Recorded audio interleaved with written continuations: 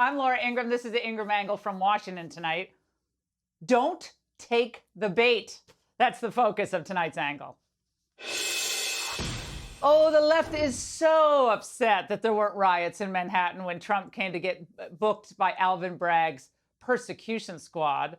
Now, they were desperate for January 6th style images, but the only problems were at the hands of masked Antifa freaks who were trying to start trouble. Now, in this clip, one is playing the role of kind of an evil Mary Poppins character. So brave that they're all still hiding behind masks. Central casting for morons. I am here with some Antifa members. I'm trying to record. I now have this person who is blocking me. I have these guys as well here who are trying to intimidate me. I don't appreciate it very much. And they told me that I need to get the F out. White people coming and trying to instigate with Trump supporters here. They're also all very attractive, are they not? But it's a terrible precedent and bad for the country that these politically motivated Trump investigations are going to go forward, no matter how outraged any of us are. Of course, the Angle will not shy away from covering this, and we will offer legal analysis that you won't see anywhere else. But to really understand what the next 18 months are going to be like politically, you have to stay focused on a few key points. First, in 2020, Joe Biden won with only 306 electoral votes. So if he had lost Pennsylvania, Georgia, and Arizona, for example, President Trump would have been reelected. Second, in 2020, Biden received 51.3% of the popular vote. As of today, 538 summary of the polls shows that Biden's approval rating is only 43%. And according to Real Clear Politics, Biden's average approval rating on the economy is only 37.1%.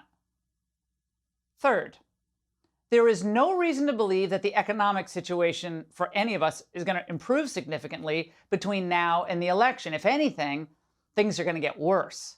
Layoffs have started, for instance, in tech and beyond. Last month, the Fed projected that the United States' real GDP would grow by an anemic 0.4%. And in 2023, only 1.2%. And 2024, things are just as bad. No wonder Democrats are hoping that Trump's legal woes will drown out this other news. These hideously bad economic numbers mean that many voters are looking at a very grim economic future. And Biden supporters in the big cities, they're not immune from these problems. According to the U.S. Census, between July 21 and July 2022, L.A. County lost 91,000 people. Cook County, Illinois, home to Chicago, lost 68,000 people in the same period. Still in its mayoral race yesterday, Chicagoans voted once again for decline and despair. Meet Mayor-elect Brandon Johnson, whose crime-fighting strategy consists of abolishing the police. You said she was dead. That was her sister, the Wicked Witch of the East. This is the Wicked Witch of the West. She's worse than the other one was. Who killed my sister? Who killed the Witch of the East? Was it you? No, it was an accident. I didn't mean to kill anybody. Yeah, he's worse than the other one. He's worse than Lightfoot. Apparently, Chicago has not suffered enough.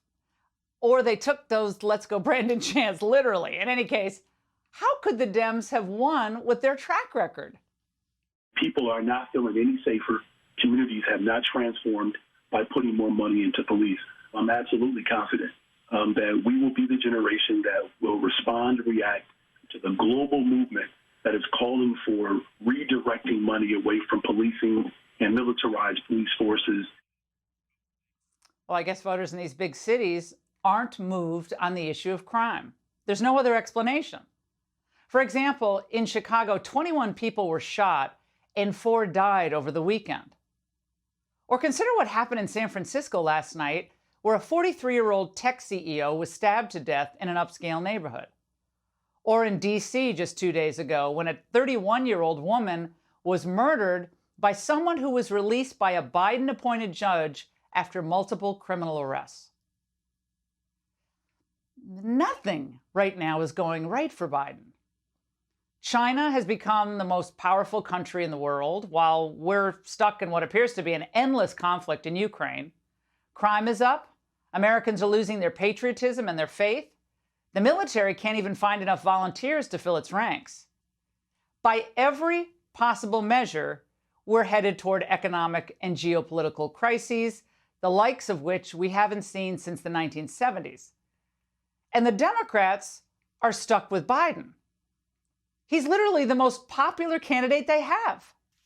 The mayors of the Twin Cities are here as well. Jacob Fry from Minneapolis, where are you, Jacob? He was here. I guess he knew I was going to speak. The progress we've made in building an economy from the middle out and the bottom up. Because when it comes from the top down, my dad's kitchen table, not much dropped on that kitchen table from the top down. Faced with these facts, Biden and his team have no choice but to look for ways to shift blame. And that's why you're going to see Biden doing everything possible to offend and anger Republican voters over the next few months. That's why they supported the indictment of President Trump. That's why they keep threatening to ban everything from gas stoves to gas-powered automobiles. That's why they attack parents who complain about pornography in schools, and why they seized upon a horrific school shooting in Nashville to bash social conservatives. We have seen a record number of LGBTQI bills, anti-LGBTQI bills. This is a president that has been committed to this community, that has been committed to our kids in the trans community, to trans youth, and he's going to continue to fight for them. And that's why they won't ramp up domestic oil and gas production. They don't really care if things get worse in the United States. Things are already so bad that Biden shouldn't be reelected, and they aren't getting any better. In fact, they'd be happy to see things get worse if they can blame our problems on the GOP. This ain't your father's Republican Party. This is what I call the mega Republicans. The MAGA Republicans in Congress threaten to undo all this progress. They're putting our economy in jeopardy. Biden would like a debt default that he could blame on the GOP. But what he wants most of all is more violence, another January 6th type event, one that they can blame on the Republicans. That's why the left made such a big show out of the increased security when President Trump went to New York this week. They want to encourage the narrative that GOP voters are dangerous radicals.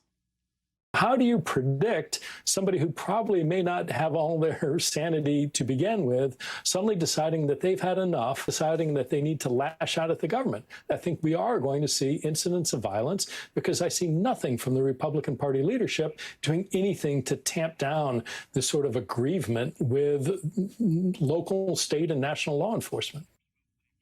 Peter Strzok, the ethics standard bearer for the Democrats.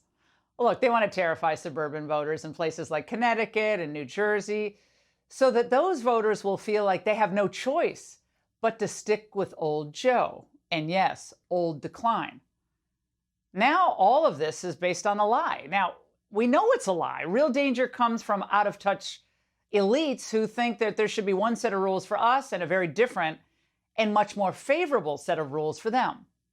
They're the ones who've wrecked our economy, damaged our schools, devastated our cities, and empowered our geopolitical enemies. That's dangerous.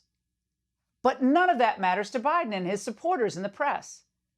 They just need examples of unruly conservatives that they can then use to threaten their supporters in the big cities. So here's the lesson for tonight. Don't take the bait.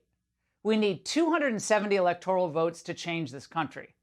If we don't get them next November, we face 4 more years of decline and despair.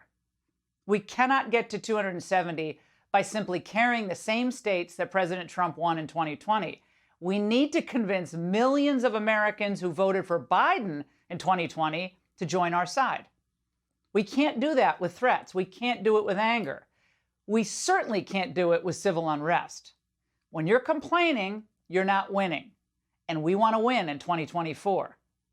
So of course we're going to keep pointing out Biden's lies and other unfair practices, but don't be distracted by the hateful rhetoric of Biden and his supporters. The only way to stop the Democrats is to beat them.